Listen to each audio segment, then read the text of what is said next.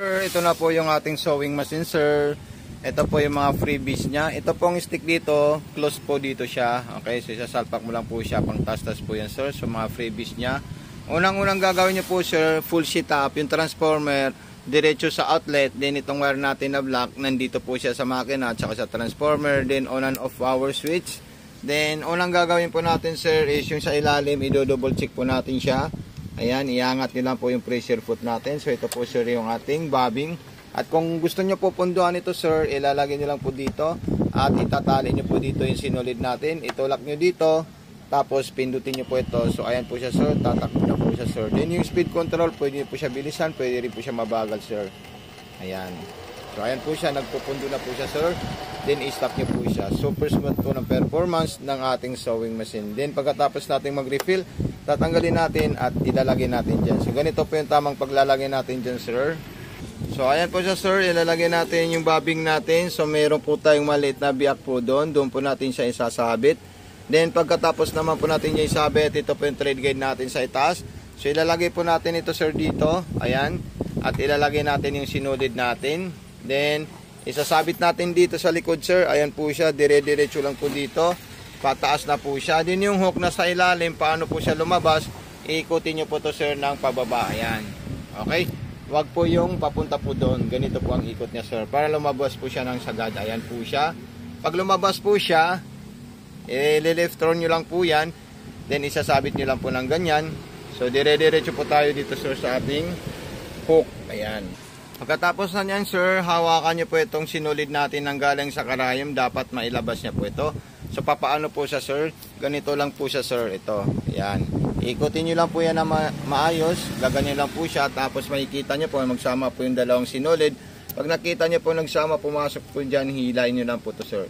So ayan po silang dalawa. Then itaas nyo lang po yung pressure foot. Ito po yung taasan niya. Ayan.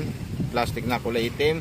Yan po yung taasan ng pressure foot. Tapos yung dalawang sinulid mo, ipasok mo na po siya sa likod at isarado nyo na po siya, sir. Kasi susubukan po natin yung mga stitches design ng ating sewing machine. So ayan po siya, sir, kompleto na po yan. So ayan po yung ano natin, sir, button start, then tension. Pag maluwag yung sa ilalim, tataasan nyo lang po yung number dito. Then kailangan sagad maipit po dito sa loob. Reverse, speed control, then selector, then indicator. So number 2 po yung stitches natin, sir, King Cobra. So ayan po siya, makikita nyo po siya, napaka-smooth po ng takbo ng ating sewing machine. Ayan, napaka-solid. Din kung gusto nyo po matras, ilang press nyo lang po ito, sir, para umatras po siya. Habang nakalong press po yan, umatras po yung sewing machine natin. So i-check natin yung ginawa niya. So ayan po siya, yung sa ilalim, napaka-solid din po siya. Okay, din gagawa naman po tayo ng zigzag para makuha po natin yung zigzag niya. Ikutin natin yan. Ayan. Okay. So mamimili na lang po kayo kung ano pong zigzag ang gusto nyong ipagawa dito sa ating sewing machine, Sir King Cobra. So ayan po siya. Ayan. Lahat po ng stitches nito, lahat po siya gumagana. Okay. So ayan po siya, sir. Ayan, nasa ilalim, napaka-solid din po siya, sir. Then gawin natin yung pang-aging niya, sir. Ayan, ikutin nyo lang po, tsaka yung button holder, nandyan po siya lahat. Vice versa na po yung ikot nito, sir.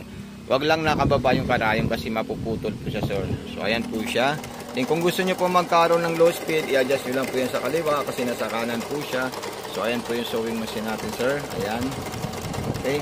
Functionable po siya lahat, sir. Then sa button hole naman po, gumawa po tayo ng button holder. Okay, suyurong lang natin ito ng konti. Kasi may guide po tayong pang button holder, sir. Ito po siya. So button holder, ayan. Ang unang gagawin natin pag button holder, yung 4-in-2 kasi lock po yan, sir. Ayan. Then pumunta po kayo sa number 1 para umabante po yung stitches niya. Ayan. Then pag nakita nyo po sagad na po yung button holder natin kasi kontento na po kayo, so pwede nyo po siya i-back to 4-in-2. Ayan. Then ilalagay nyo lang po siya sa number 3. Okay. So ayan po siya. Ayan. Napaka-solid po siya, sir. Ayan. So ayan po siya, yung button holder natin. At ito na rin po yung pambutas natin dito, sir. Ayan. Napaka-solid po yan at napakaganda. Huwag niyo po kalimutan mag-feedback at mag-give ng red star sa ating shop, sir.